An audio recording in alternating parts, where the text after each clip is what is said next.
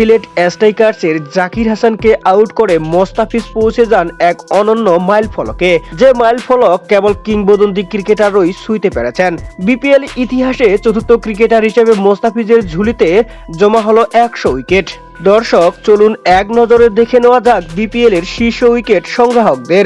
তালিকায় শীর্ষে আছেন আমাদের প্রিয় সাকিব আল হাসান, তার সংগ্রহে আছে 149টি উইকেট 113 ম্যাচ খেলে। 2 আছেন তাসকিন আহমেদ আর 3 আছেন রুবেল হোসেন। এক নজরে পয়েন্ট টেবিলের বিস্তারিত।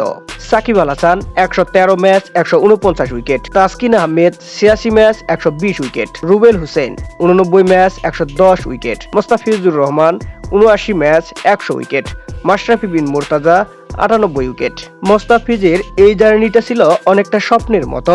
মাত্র 79 ম্যাচে 100 উইকেট, তার এই কৃতিত্ব নিঃসন্দেহে প্রমাণ করে কেন তিনি এতদিন ধরে বাংলাদেশের পেস বোলিং এর অন্যতম ভরসা। এটাই ছিল আজকের ভিডিও।